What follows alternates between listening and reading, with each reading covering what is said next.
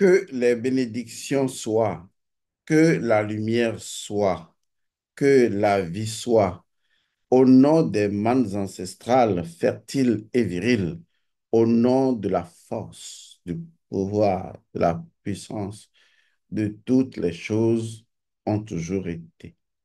Je suis El Mancio Godson. Je suis un métaphysicien africain, un métaphysicien de la nature.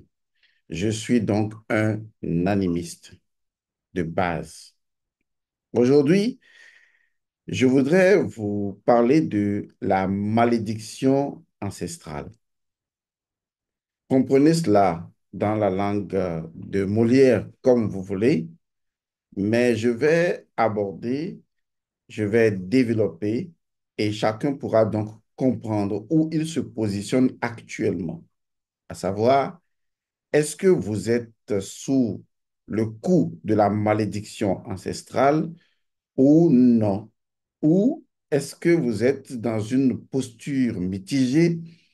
Quels sont les éléments factuels qui peuvent aujourd'hui vous permettre de savoir si au niveau de votre énergie, de votre vibration et de votre fréquence, si vous ne subissez pas le cours d'une malédiction ancestrale ou si dans les nombres magiques des fractions de Russe, si dans la configuration de la constructivité de votre propre évolution spirituelle et même biologique, en suivant le code 1, 2, 4, 8, 16, 32, etc., puisque vous êtes toujours dans cette dynamique énergétique, est-ce que quelque part, il n'y a pas des éléments de corruption qui proviendraient d'une malédiction ancestrale? Qu'est-ce qu'une malédiction ancestrale? Est-ce qu'on pourrait justement, à un moment donné, s'en affranchir, s'en libérer? Est-ce que les malédictions ancestrales ou une malédiction ancestrale pourrait-elle entraîner des maladies, des aliénations et des problèmes mentaux, des problèmes psychologiques? Est-ce que l'Afrique aujourd'hui en déperdition, est-ce que l'Afrique aujourd'hui en errance identitaire pourrait-elle être sous le coup d'une malédiction ancestrale? OK. Trêve de questionnement en questionnologie. Allons à l'essentiel. Qu'est-ce qu'une malédiction? Il faut être précis lorsqu'on utilise des mots, car les mots ne sont pas que des mots. Derrière les mots se trouvent des concepts. Et les concepts doivent être considérés comme étant des principes ayant naturellement une dimension symbolique.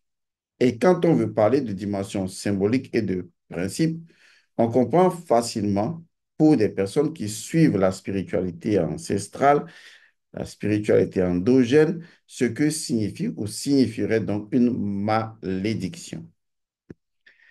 Il y a ce qu'on appelle l'ordre naturel. L'ordre naturel, c'est lorsque, et je ne cesserai jamais de le répéter, ça fait partie de l'art de l'enseignant, eh bien, je vais me le répéter.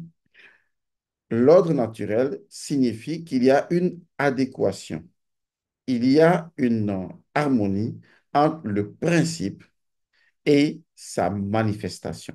Et cette harmonie est mise en place par une coordination qu'on appelle la loi. Et donc, quand vous prenez une chose, la chose a un principe premier et la dimension manifeste de la chose correspond à son principe premier et la loi ou les lois qui permettent la manifestation sont également en accord et permettent l'harmonie entre le principe premier et sa manifestation. Et donc, dans un français plus terre à terre et dans une forme de connaissance beaucoup plus terrassée pour des esprits en retard, il s'agit de comprendre que chaque chose, de par son principe premier, répond à un ordre naturel. C'est son ordre. C'est ce qui fait que la chose est la chose. Et que de par le fait que la chose ne peut être utilisée que selon sa nature et ne pourra pas être utilisée en dehors de sa nature. Le fait d'utiliser une chose qui a un rôle précis, qui est de sa nature à autre chose, on appelle tout simplement cela une diction mal placée. Une diction, c'est une façon de dire simplement que nous sommes dans un univers où le verbe a tout créé et que l'énergie, la vibration et la fréquence ne sont que des expressions du verbe, du mouvement. Et par conséquent, lorsqu'on parle d'une diction, il ne s'agit pas simplement de parler au niveau humain, il s'agit d'émission, il s'agit donc de mouvement vibratoire. Et par conséquent, lorsque j'utilise une chose et que cette chose, je l'utilise contre sa propre nature intrinsèque, contre son propre principe premier, on dit que je suis dans une diction mal exécutée.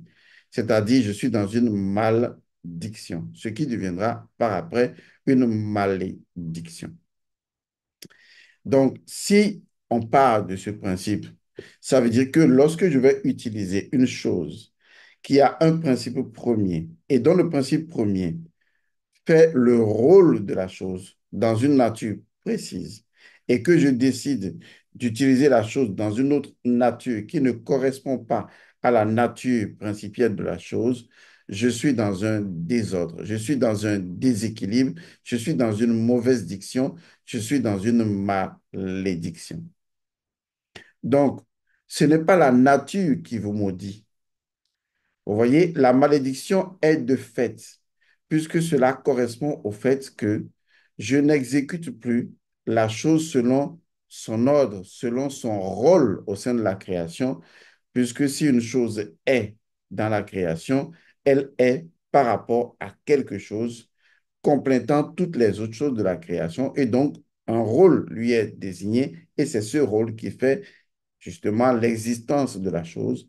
Et comme tout existant préexiste à sa propre existence, eh bien, sa préexistence, qui en a fait son existence, est un principe premier qui veut être en accord avec son existence. Et nous devons veiller à ce que cet ordre-là soit naturellement respecté. Et quand cela n'est pas fait, on dit alors qu'il s'agit d'une malédiction. C'est aussi simple que ça. Et la malédiction ancestrale, ben, en quoi est-ce que cela pourrait donc être associé? OK. Chaque individu est lié à une identité. L'identité, c'est tout simplement notre dimension spirituelle.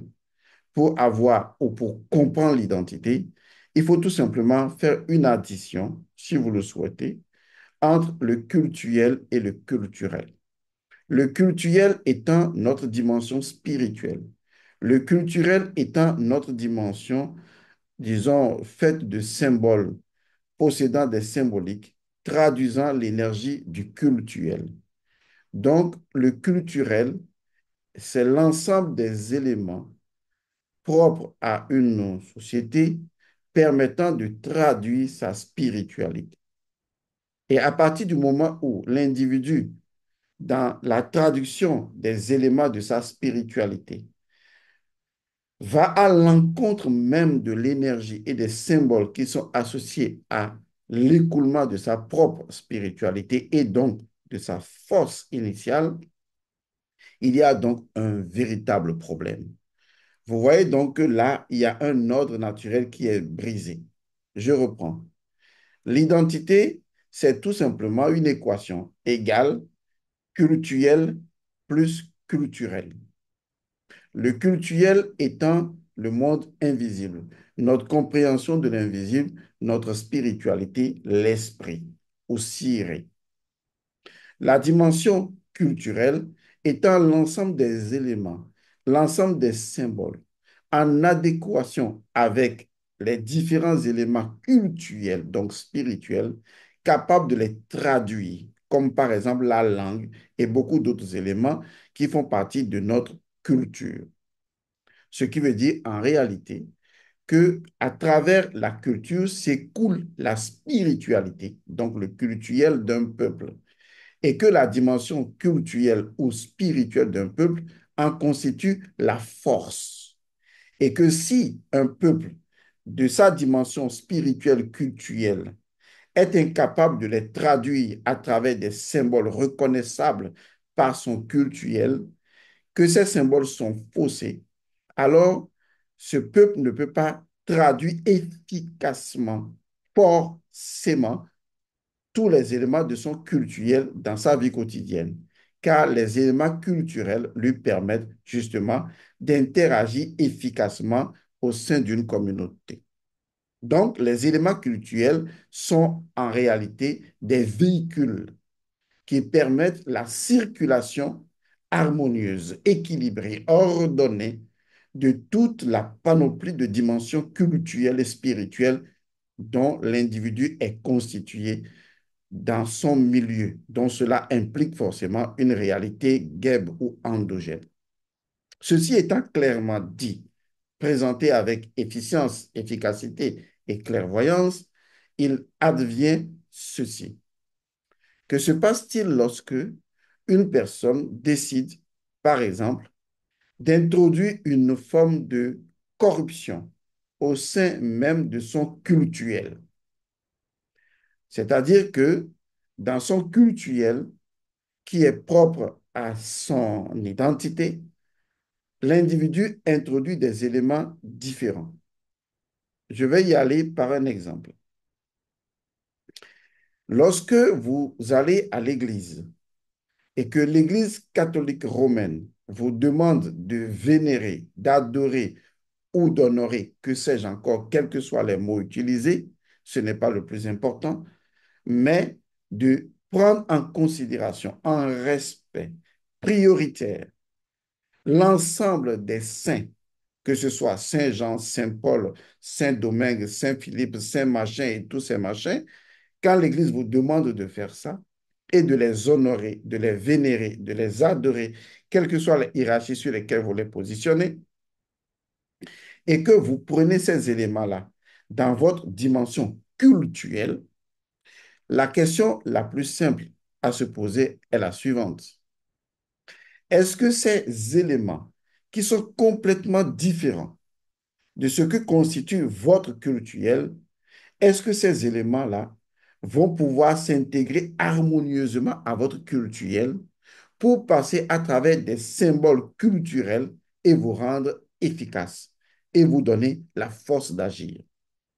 Autrement dit, pourquoi est-ce que j'abandonnerais les éléments différenciés et non différenciés de mon identitaire, c'est-à-dire de ma dimension culturelle d'abord, pourquoi je vais les abandonner et aller introduire et importer des éléments culturels d'une autre tradition, laquelle n'a aucun fondement naturel, fondamental, au fond de ma dimension identitaire naturelle. En clair, pourquoi est-ce que j'abandonnerais le fait d'honorer mes ancêtres, le fait d'honorer mes divinités, le fait d'honorer mes défunts, le fait d'honorer les entités, les esprits, tout l'ensemble constituant ma cosmologie et ma cosmogonie? Pourquoi devrais-je abandonner toute cette dimension fondamentale de moi, stonienne de moi, pour aller importer des saints gens, des saints machins et des saints machines? Pourquoi ferais-je cela? C'est ce que j'appelle l'autodestruction identitaire, ce qui naturellement va créer des scissions, des fractures énergétiques au niveau de l'identitaire et va occasionner ce qu'on appelle des trous et des troubles de mémoire, causant naturellement des déficiences psychologiques. Parce qu'il s'agit de l'énergie spirituelle, qui a besoin de trouver un mental efficace et donc équilibré. Un mental qui exprime naturellement les codes culturels qui correspondent aux codes culturels, identitaires, profonds, spirituels de l'être.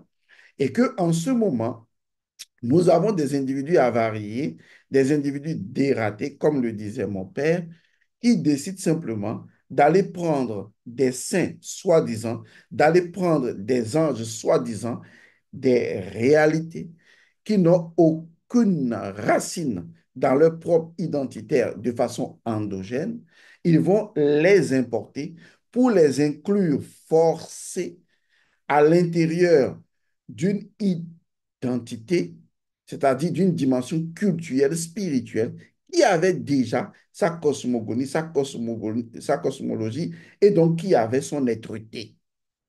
Selon vous, il se passerait alors quoi? Je vais vous l'expliquer de façon scientifique. Cela reviendrait donc à vouloir changer le principe premier de l'eau. Oui, c'est de ça qu'il s'agit. C'est-à-dire que vous avez l'eau. Il a son principe premier. Il y a la loi et il y a les faits. Est-ce que ce serait normal de décider du jour au lendemain d'aller changer le principe premier de l'eau? Et si on changeait le principe premier de l'eau avec autre chose, est-ce qu'on aurait toujours de l'eau? La question ainsi posée nous amène à répondre nous-mêmes. Cela signifierait tout simplement une malédiction. Car le principe premier de l'eau appartient à l'eau. Et c'est son principe premier, c'est irremplaçable. Pourquoi ferions-nous une chose aussi absurde, aussi bête, aussi contre nature que d'aller vouloir changer le principe premier de l'eau en lui inventant un autre principe premier pour que, eh bien, naturellement, l'eau ne sera plus jamais de l'eau. Est-ce que vous feriez cela? Alors, si vous ne pourriez pas faire ça, pourquoi voulez-vous changer le principe premier du manguier? Pourquoi voulez-vous changer le principe premier du papayer? Non, vous ne voulez pas le faire? D'accord. Mais pourquoi alors voulez-vous changer le principe premier d'un peuple? Pourquoi voulez-vous donner à un peuple une dimension culturelle, spirituelle, alors que cela ne se donne pas? Cela fait partie de l'être-té de l'être. Mais vous voulez le lui donner, vous voulez le lui inculquer. Donc, en réalité, on peut importer de l'esprit. Donc, si je comprends bien, l'esprit n'est plus une identité intrinsèque de nous. Maintenant, on va l'importer. Donc, je vais importer de l'esprit catholique, je vais importer de l'esprit musulman, je vais importer un esprit. Alors, si je vais importer un esprit, où se trouve mon esprit? Ai-je un esprit où les gens seraient-ils en train de m'insulter que je n'ai pas d'esprit et qu'il faille me donner un ou des esprits? Ce qui veut dire en clair qu'aujourd'hui, vous êtes possédé. Votre dimension spirituelle est possédée par une panoplie d'entités non maîtrisées et cela va créer inévitablement des dysfonctions au niveau mental et des individus incapables d'agir et demain des individus psychologiquement complètement déséquilibrés. Ce que je dis aujourd'hui est vrai hier, aujourd'hui et demain. Et ça ne changera absolument pas, quels que soient les discours, les opinions, les bêtises que vous allez raconter. Car on ne peut pas introduire un esprit comme source identitaire dans un individu, puisque l'individualité de l'individu fait déjà que cet individu est doté d'un esprit endogène qui lui est propre, son être-té, c'est-à-dire son principe premier. Alors, pourquoi voulez-vous que l'individu abandonne ce qui constitue son identité intrinsèque, c'est-à-dire sa dimension culturelle, faite donc de cosmologie, de cosmogonie, pour venir adopter des adorations fiévreuses et maléfiques avec des entités qui sont fabriquées de toutes pièces? Il a fallu juste qu'on ajoute devant Saint Matthieu, Saint Jean, Saint machin, Saint machin, Saint machine, et puis Saint Madeleine, et vous vous mettez comme des moutons, des ânes à adorer autant de bêtises. Pour quel objectif? Pour quel but? Voilà ce qu'on appelle une malédiction ancestrale. Vous êtes tous maudits. Maudits par le simple fait que, au lieu de vénérer, au lieu d'adorer, au lieu d'honorer les divinités, les forces et les ancêtres qui constituent votre propre identité culturelle, vous les avez vous essayez de les remplacer, chose impossible. J'ai déjà dit, si on peut me dire comment remplacer le sang, alors je suis prêt à remplacer mes ancêtres. Mais si on ne peut pas me remplacer mon sang, ne me demandez pas de remplacer mes ancêtres, de remplacer mes Nétchirou, de remplacer ce qui fonde mon identitaire culturel, avant même le culturel.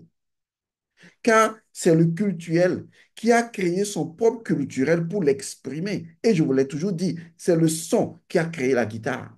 Pas que la guitare a créé le son, car le son préexiste à la guitare. Telle est la sagesse de nos ancêtres, préexistence de l'existence. Vous savez, personne n'a besoin de vous maudire, parce que vous êtes maudit par les actes que vous posez vous-même. Et tant que vous poserez des actes contre nature, vous maudissez votre propre énergie spirituelle et vous maudirez vos enfants en les mettant au monde dans des situations catastrophiques, pour la simple raison que vous ne comprenez pas et vous ne voulez pas comprendre. Parce que ce qui a vraiment de grandeur dans ce monde et qui vient de la part de l'homme, c'est la bêtise humaine.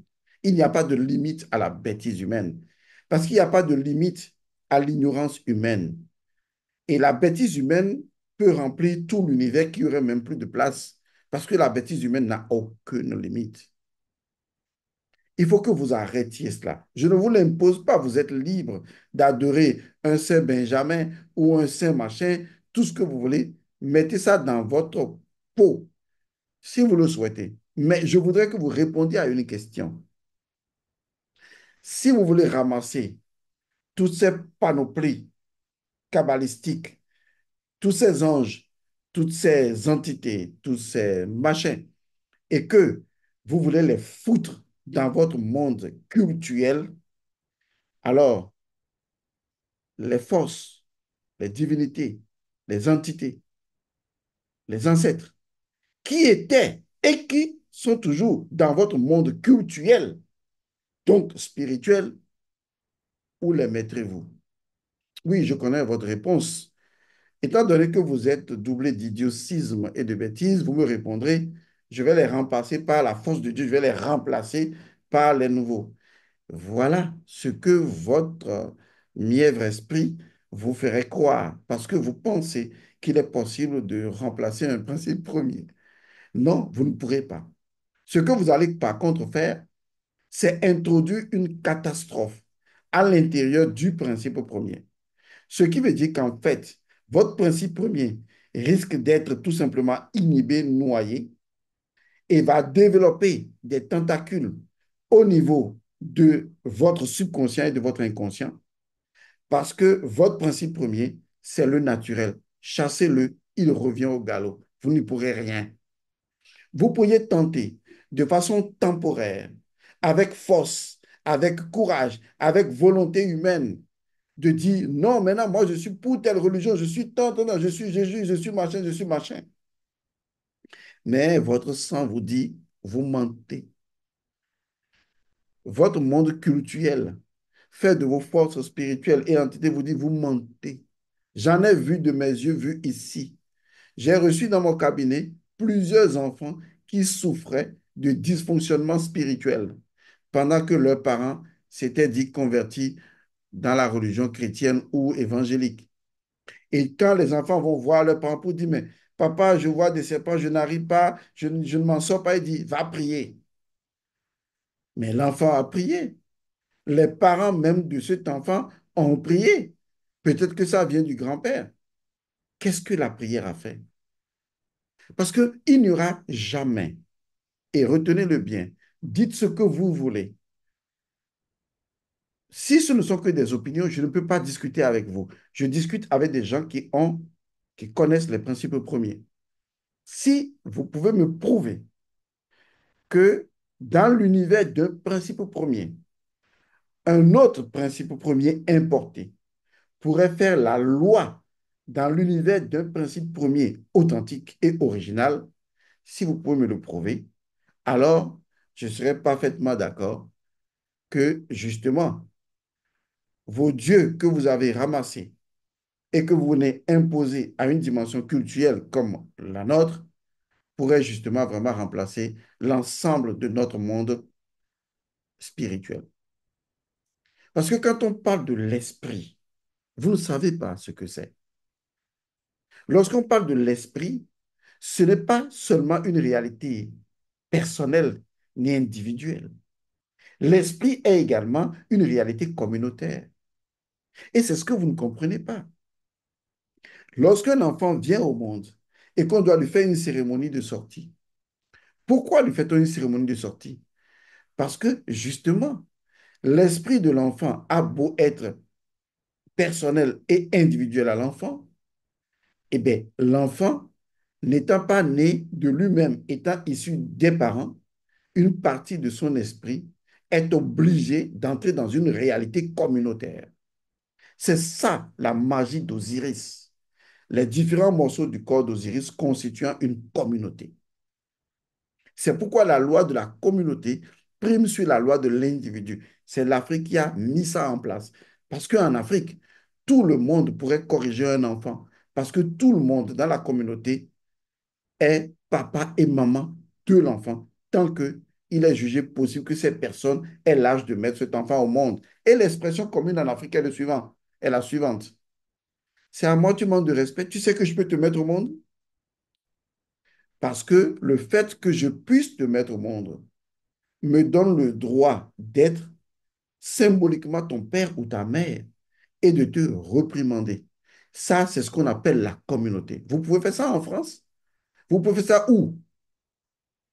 Vous savez, chaque peuple a son identité différente. Vous n'y pourrez rien du tout.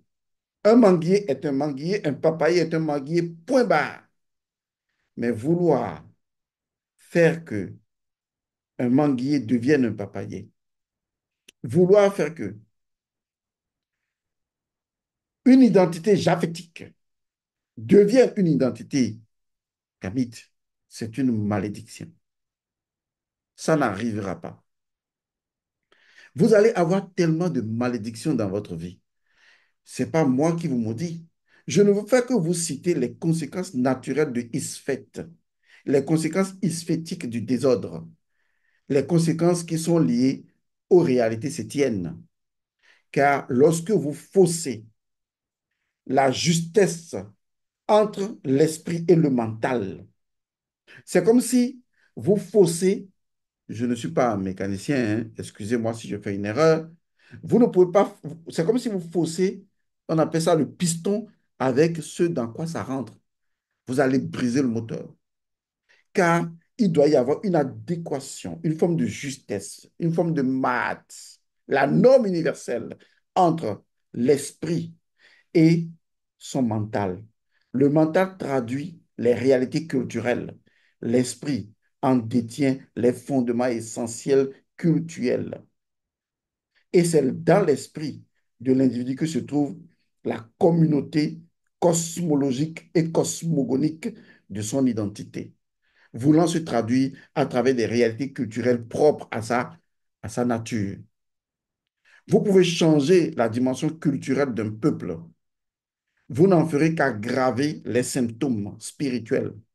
Car lorsque la dimension spirituelle va vouloir s'exprimer à travers des symboles culturels et que ces symboles sont complètement faussés avec des histoires comme je salue la Vierge Marie, je salue Saint Paul, j'adore Saint Matthieu, qu'est-ce qui se passerait alors, selon vous, entre cette énergie spirituelle voulant passer à travers un mental dont les codes ont été faussés, falsifiés, endommagés, abîmés et complètement maléficiés? Selon vous, qu'est-ce qui va se passer? Il va y avoir une dégradation, une distorsion, une tsunami, une violence incroyable entre les différentes énergies, vibrations et fréquences au niveau spirituel, entre l'esprit et le mental, de telle sorte que les conséquences inconscientes, les conséquences subconscientes, les conséquences conscientes, les conséquences psychologiques, les conséquences émotionnelles, les conséquences énergétiques et les conséquences biologiques seront en permanence dans votre vie. Votre corps ne traduira que le déséquilibre qui est initié par votre esprit. Vous êtes libre de m'écouter, de m'entendre ou de me rejeter. Je m'en fous. Ce qui est clair, c'est que votre vie ne va jamais s'améliorer. Ce n'est pas une malédiction, c'est un fait. Il n'y a pas de hasard dans la nature. Oui, et je sais quel est votre dernier argument que vous allez me présenter comme un ignorant, un ignare, comme quelqu'un qui ne voudrait vraiment pas voir plus loin que le bout de son nez. Je sais, je connais cet argument. Oui, vous êtes un élu, vous adorez le vrai Dieu et le vrai Dieu peut tout, il a tout pouvoir, donc il peut faire cela également. Et je me rends compte effectivement que vous ne savez vraiment pas ce qu'est Dieu. Si vous saviez vraiment ce qu'est Dieu, vous comprendrez qu'en fait, Dieu est d'abord principe premier. Et le principe premier est l'ordre naturel. Mais comme vous avez un Dieu dont le comportement capricieux et lunatique peut faire que lui-même, il peut violer lui-même ses propres lois et qu'il est inconséquent et incohérent envers lui-même, tout comme vous, puisque c'est ce qu'il est qu'il engendre, eh bien, votre cacophonie spirituelle ne fait que commencer. Le jour viendra où la nature va tellement vous malmener, où la nature va tellement vous torturer à coups de catastrophes, de maladies, de désagréments, à coups de problèmes les plus incroyables que vos dieux fantasmagoriques et psychédéliques ne pourraient absolument pas régler, vous serez tellement au pied du mur que la seule chose que vous revendiquerez en fin de compte, c'est qui suis-je vraiment? Oui, qui êtes-vous vraiment? J'entends des gens me dire, je suis né catholique, je suis né musulman. Si ça, ce n'est pas de la bêtise, ce serait alors peut-être de la connerie, de la vraie connerie. C'est encore des gens qui ne savent pas qui ils sont. Et vous pensez construire un État africain avec des... On ne sait pas qui on est. Vous voulez construire des choses réelles, vraies, avec des gens ivrés et ivres de dogmes, de mensonges, de supercherie spirituelle,